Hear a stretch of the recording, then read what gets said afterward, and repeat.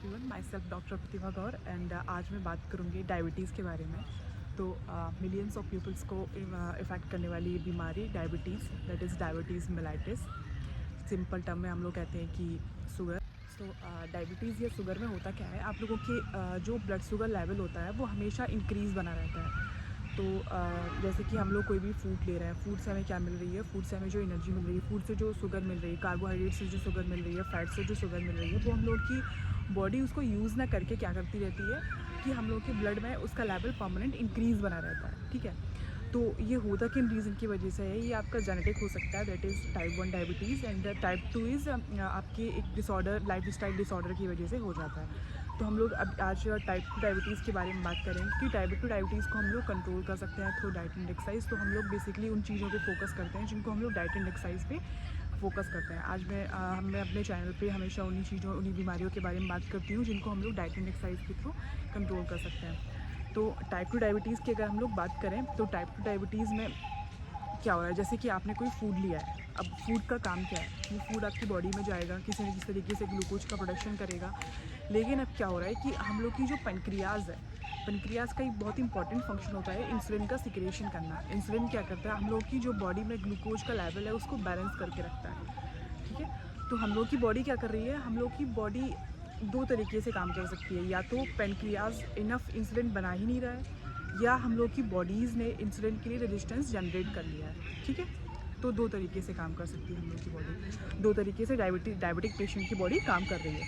तो अगर आपकी बॉडी इंसुलिन के लिए रेजिस्टेंट हो गई है, दैट मीन्स क्या है, हम लोगों ने खाना लिया, खाने की वजह से जो ब्लड शुगर आ रही है, तो ब्लड शुगर कंट्रोल करने के लिए पेनक्रियाज इंसुलिन बना रहा है। लेकिन इंसुलिन हम लोग की बॉडी में फ़्लो कर भी रहा है, ब्लड में इंसुलिन फ़्लो कर भी रहा है, लेकिन वो इंसुलिन हमारे किसी काम का नहीं है। वो क्या नहीं कर पा रहा है, वो जो ग्लूकोज बना हुआ है उसको एक टारगेट सेल्स तक नहीं पहुंचा पा रहा है एक तरीके से। ठीक है, तो ऐसे केस में हम लोग क्या करेंगे, थ्रू मेडिसिन की हेल्प लेंगे। तो ये हो गई हमारी इंसुलिन रेजिस्टेंस की बात। सेकंड केस क्या हो जाता है, सेकंड केस में हम लोग की बॉडी इनफ इंसुलिन बना ही नहीं रही है। अब इनफ इंसुलिन नहीं बना रही है तो फिर से वही बात आ जाएगी कि हमारी बॉडी में जो कार्बोहाइड्रेट या किसी भी फूड सोर्स के थ्रू हम लोग जो एनर्जी ले रहे हैं, तो क्या हो रहा है कि इंसुलिन रेजिस्टेंस हम लोगों की बॉडी, एक तो हमारी बॉडी इंसुलिन रेजिस्टेंट हो गई है, दूसरे टाइप के पेशेंट होते हैं उनकी बॉडी में इनफ इंसुलिन बन ही नहीं रहा है। ठीक है, तो ये ऐसा हो क्यों रहा है, क्योंकि है ना, हम लोगों ने अपनी लाइफस्टाइल इतनी ख़राब कर ली है, धीरे धीरे करके इतनी लाइफस्टाइल ख़राब कर ली है अपनी। हम लोग बाहर का खाना खा रहे हैं, चाइनीज़ फूड ले रहे हैं, घर का खाना नहीं खा रहे हैं। अपनी डाइट पे कोई कंट्रोल नहीं है, कितनी भी शुगर इनटेक कर रहे हैं। जैसे कि हम लोग दिन में एक चाय भी लेते हैं, एक चाय में एक स्पून शुगर भी होती है। एक कोई ऑफिस वर्किंग इंसान है जो चाय एडिक्टेड होता है ना, वो दिन में 4-5 चाय ले रहा है, आप दिन में 5-6 स्पून शुगर ले रहे हैं। ठीक है, तो नॉर्मल इंसान जो डाइट एंड एक्सरसाइज कर रहा है ना, जो काफ़ी वर्कआउट कर रहा है, तो वो तो कंट्रोल कर लेगा अपनी शुगर को, क्योंकि उसका क्या है ना, उसकी पेनक्रियाज की फंक्शनिंग अच्छी है, वो इंसुलिन काम, उसकी बॉडी में इंसुलिन बन भी रहा है और उसकी बॉडी का इंसुलिन काम भी कर रहा है।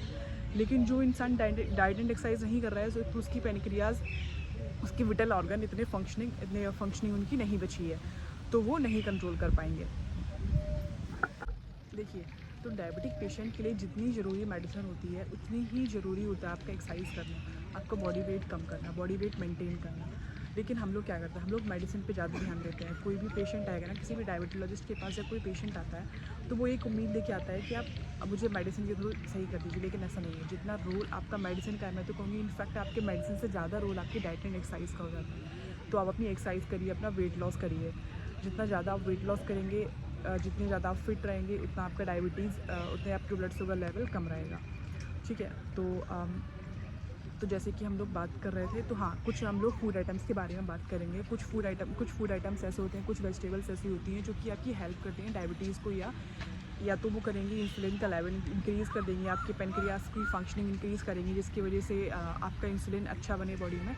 और दूसरा, वो नॉर्मली ब्लड ग्लूकोज लेवल को कम करेगी। मतलब कि क्या है, ब्लड ग्लूकोज को एनर्जी में कन्वर्ट कर देंगे। दैट मीन्स आप उस एनर्जी को यूज़फुल एनर्जी में कन्वर्ट कर देंगे, आपको फैट में भी कन्वर्ट कर सकती हैं। ऐसा नहीं है कि वो मतलब आपकी जो शुगर है वो ब्लड में सर्कुलेट होती रहेगी। ठीक है, तो ऐसे कुछ फूड आइटम्स होते हैं, जैसे कि हमारा हो जाता है एक very important one is drum sticks.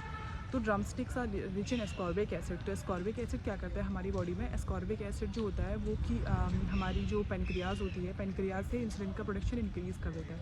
उस तरीके से हम लोग ऐसे फूड आइटम्स ले सकते हैं जैसे कि जो फाइबर रिच हैं। फाइबर रिच फूड आइटम्स की खास बात होती है कि वो ब्लड शुगर लेवल को कंट्रोल करके रखते हैं।